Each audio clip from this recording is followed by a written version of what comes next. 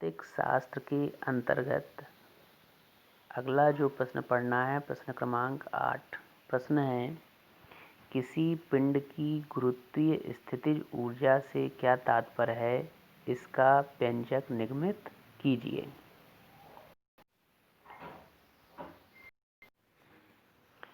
सबसे पहले देखते हैं गुरुत्वीय स्थितिज ऊर्जा की परिभाषा। हेडिंग यहाँ पर लिख लेना है, गुरुत्वीय स्थितिज ऊर्जा। ध्यान देना है, परिभाषा क्या होगी।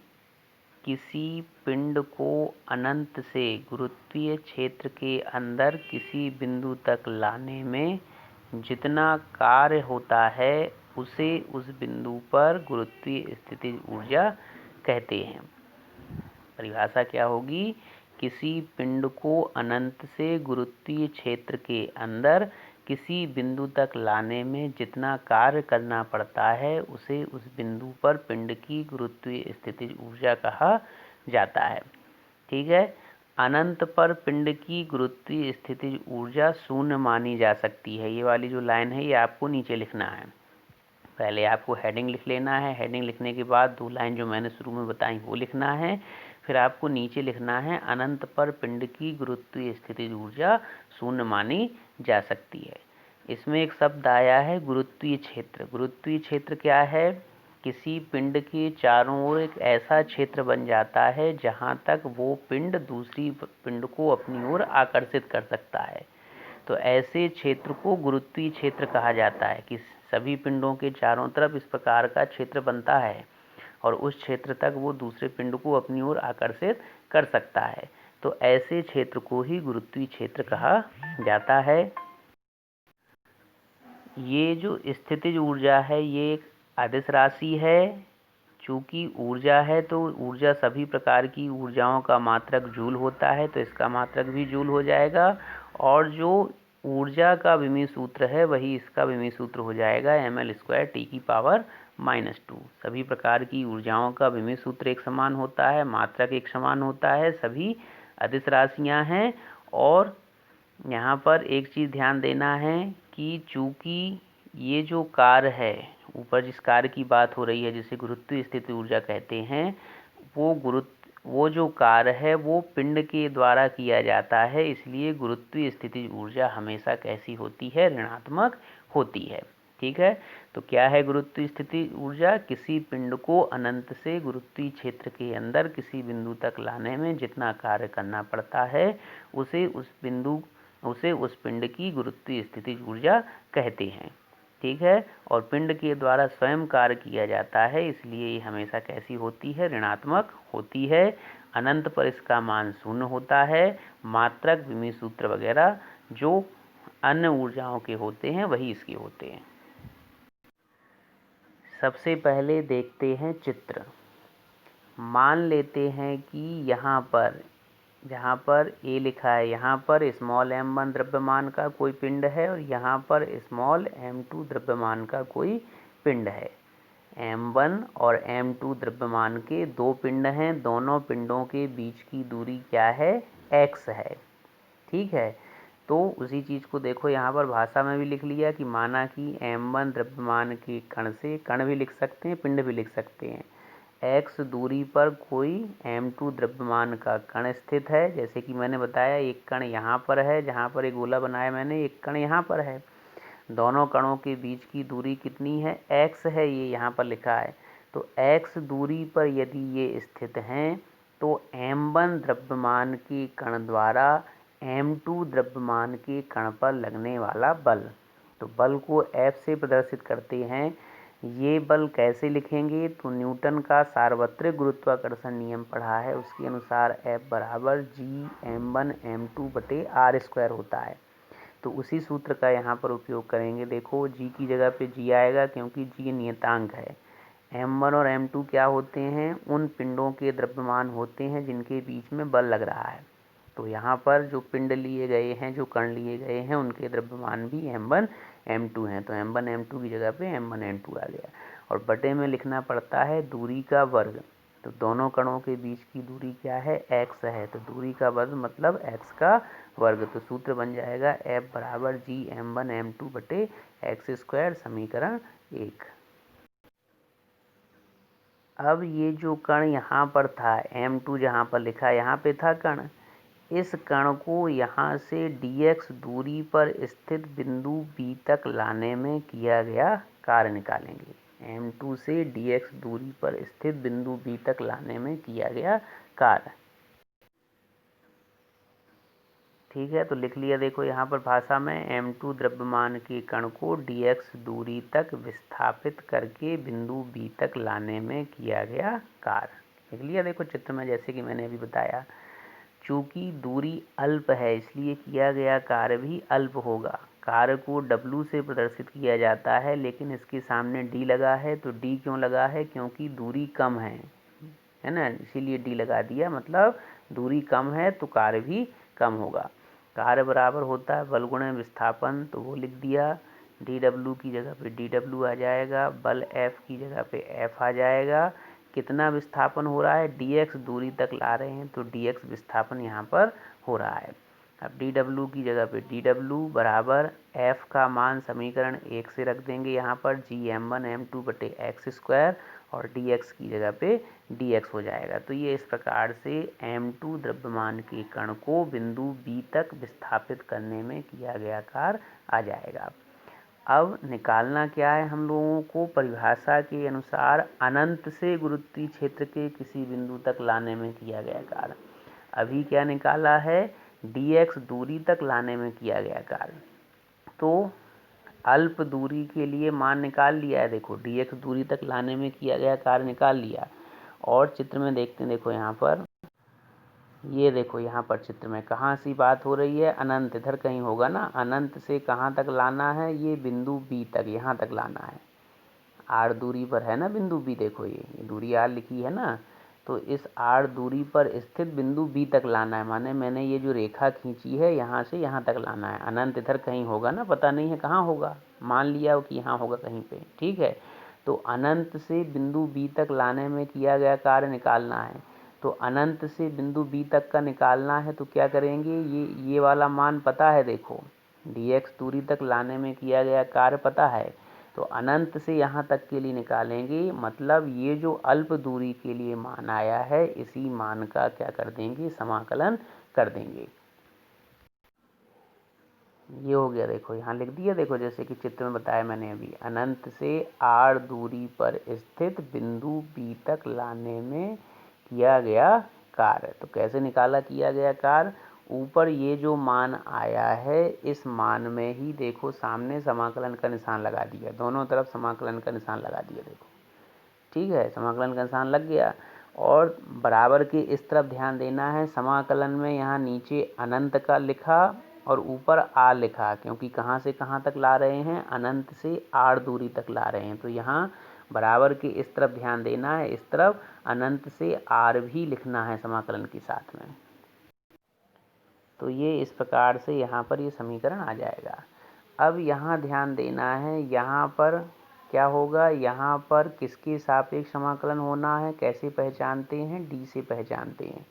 D के बाद W लिखा है, मतलब W के सापेक्ष समाकलन होना है। किसका समाकलन होना है, जो D के पहले लिखा है। तो D के पहले क्या है, यहाँ पर D के पहले कुछ नहीं है, मतलब 1 है। तो 1 का समाकलन होना है किसके सापेक्ष, W के सापेक्ष। तो देखो 1 को लिख देंगे और W के सापेक्ष समाकलन कर रहे हैं तो W को लिख दिया। जैसे ही समाकलन हो गया तो ये समाकलन की ये जो निशान थे ये हट गए, समाकलन का निशान लगा था जो, और DW जो लिखा था उनको हटा दिया। कभी भी संख्या का समाकलन जब भी करेंगे तो संख्या का समाकलन इसी प्रकार से होता है, संख्या को लिख देंगे और जिसके सापेक्ष समाकलन कर रहे हैं उसको लिख देंगे। यदि 1 की जगह 4 लिखा होता, 5 लिखा होता, तब भी यही करते, 5 लिख देते हैं और W के सापेक्ष समाकलन कर रहे हैं तो W लिख देते। बराबर के इस तरफ देखना है, तो बराबर के इस तरफ कैसे पता लगेगा, तो तरीका वही है, सबसे पहले D खोजते हैं। D कहाँ लिखा है, देखो ये है D, ये है D। तो D के बाद क्या लिखा है, X लिखा है, मतलब X के सापेक्ष समाकलन होना है। और D के पहले क्या लिखा है, तो D के पहले ये पूरा मान लिखा है, तो पूरे मान का तो समाकलन हो नहीं सकता, x के सापेक्ष केवल उसी मान का समाकलन होगा जिसमें x है। जिसमें x नहीं है उनको समाकलन के निशान के बाहर कर देंगे। तो g m1 m2 में x नहीं था, इनको बाहर कर दिया। अंदर क्या रहा देखो, अंदर वही समाकलन का निशान लगा दिया, अनंत से r लिख दिया। अंदर क्या रहेगा 1/x², जिसमें x है वो अंदर रहेगा और जिनमें x नहीं है वो बाहर आ जाएंगे, क्योंकि x के सापेक्ष समाकलन यहाँ पर कर रहे हैं। अब w का 1 के साथ गुणा होगा तो w आ जाएगा बराबर में g m1 m2 हो जाएगा, अनंत से r हो गया। x² बटे में लिखा था, इसको ऊपर ले जाएंगे तो जब भी अंश से हर में या हर से अंश में करते हैं तो घात का चिन्ह बदल जाता है। तो x को ऊपर ले जाएंगे तो x की घात जो प्लस की 2 थी वो x की घात माइनस की 2 हो गई, और ऊपर जो 1 लिखा था उसका x के साथ में गुणा हो गया। ठीक है, और dx के साथ में dx जैसा था वैसा लिख दिया। w की जगह पे w बराबर में g m1 m2 है ना। अब x के सापेक्ष किसका समाकलन होना है, x की घात -2 का। d के बाद x लिखा है मतलब x के सापेक्ष होना है, और किसका होना है जो d के पहले लिखा है। तो d के पहले क्या लिखा है, x की घात -2। तो x की घात -2 का समाकलन कैसे होगा, तो समाकलन का तरीका क्या होगा, x लिखेंगे और घात में -2 था तो -2 लिखेंगे। अब घात में 1 जोड़ दिया देखो, और जितना घात में लिखा था उसको बटे में लिख दिया। घात में -2 था ना, उसमें 1 जोड़ दिया, और घात में कितना लिखा है -2 धन 1, तो उतने को देखो बटे में लिख दिया। और समाकलन जैसे ही समाकलन होता है तो समाकलन का निशान हटा देना पड़ता है, तो समाकलन का निशान हटा दिया और यहाँ पर ये ऐसे ब्रैकेट लगाया, और ब्रैकेट लगाकर जो सीमाएं थी उनको पीछे लिख दिया, अनंत से r जो सीमाएं थी उनको पीछे लिख दिया।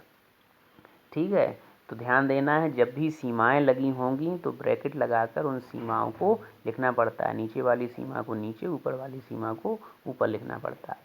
अब w की जगह पे w बराबर में g m1 m2 bracket x की घात -2 और धन 2 है, तो -2 में धन 1 क्या होगा, घटेगा। तो -2 और धन 1 घटेंगे तो क्या आ जाएगा, माइनस का 1 आ जाएगा। ऐसी बटे में -2 और प्लस का 1 है तो ये भी -1 आ जाएगा। और सीमाएं ज्यों की त्यों लगा देंगे, अनंत से क्या हो जाएगा, सीमाएं अनंत से r तक जैसी थी वैसे यहाँ पर लगा देंगे।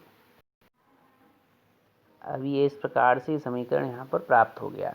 अब w की जगह पे w बराबर में g m1 m2 ब्रैकेट जैसा था वैसा लगा दिया।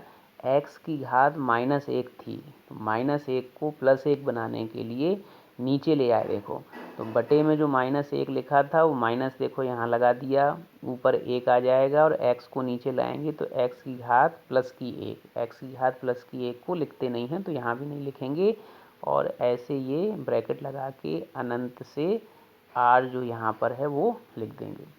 w की जगह पे w बराबर में g m1 m2।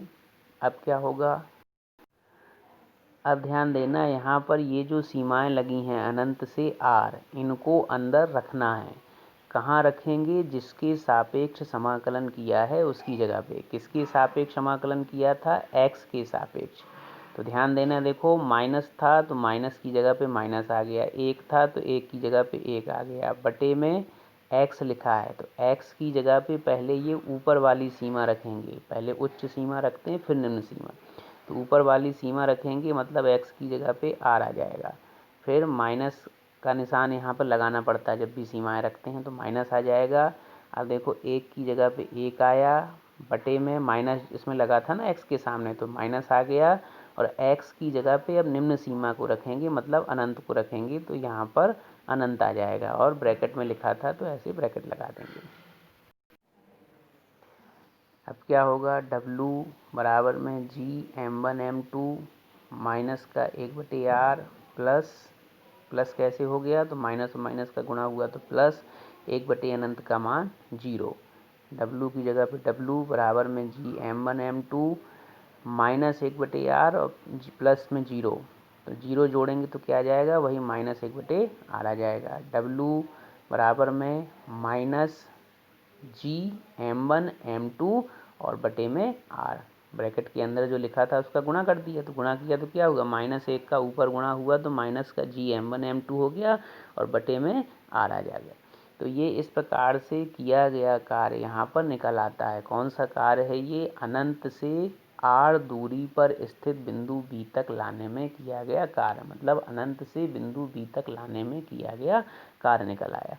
अभी ऊपर परिभाषा पढ़ी थी, परिभाषा के अनुसार अनंत से किसी बिंदु तक या गुरुत्वीय क्षेत्र के किसी बिंदु तक लाने में किया गया जो कार्य है वही गुरुत्वीय स्थितिज ऊर्जा कहलाता है। इसका मतलब ये जो ऊपर कार्य निकाला है यही कार्य क्या कहलाएगा, गुरुत्वीय स्थितिज ऊर्जा कहलाएगा। और गुरुत्वीय स्थितिज ऊर्जा को U से प्रदर्शित किया जाता है, इसलिए ऊपर जहाँ W लिखा था वहाँ अब U लिख दिया, क्योंकि परिभाषा के अनुसार ये जो कार्य है ये क्या है, गुरुत्वीय स्थितिज ऊर्जा है। तो इसीलिए W की जगह पे U आ गया। बराबर में जो मान जैसा लिखा था वैसा का वैसा यहाँ पर लिख देंगे। तो ये इस प्रकार से गुरुत्वीय स्थितिज ऊर्जा निकल आएगी, U बराबर -GM1M2/R। जैसे कि हमने बताया था कि चूँकि पिंड के द्वारा ये स्वयं कार्य किया जाता है, इसीलिए इसका मान हमेशा कैसा होता है, ऋणात्मक होता है। तो यहाँ देख सकते हैं सूत्र में मान ऋणात्मक आया है।